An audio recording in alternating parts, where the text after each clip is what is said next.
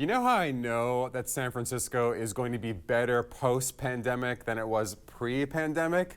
Because Juanita Moore told me so. She's been in the Bay Area most of her life. She's been a queen all of her life.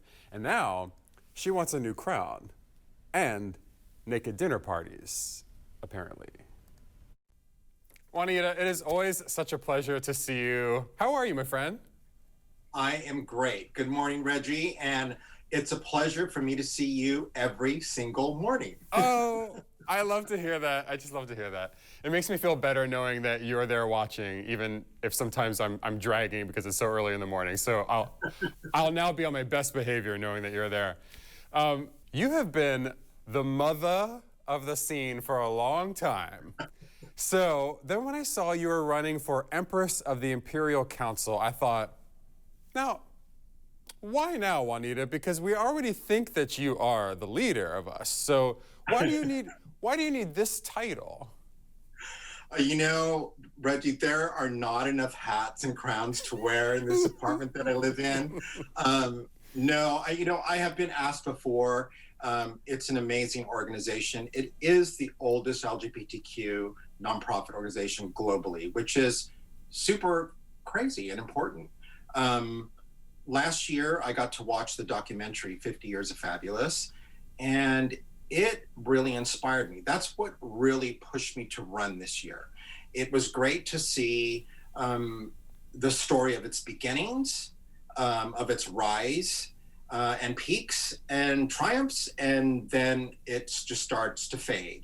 And it's sort of in that gray area at the moment. I have a lot of fans, I have a lot of followers, I have a lot of family, friends, lovers who trust me.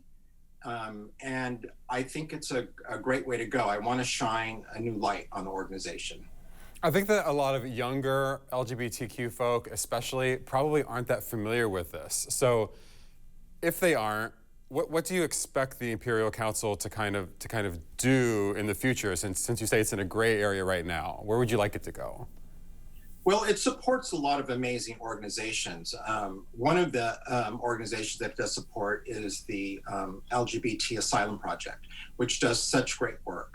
So throughout the year, as Empress, I would help to raise money, and it would get filtered out into our community and keep things alive and supported that are super important. So I think bringing a bigger light to that is going to really help the next generation of kids that want to be emperor and empress of the city. We are the mother court here in San Francisco. This is where Jose Sarias started this. So I want to see that legacy live on. What are you looking forward to the most once we, totally get out of this, once everyone who wants to be is vaccinated?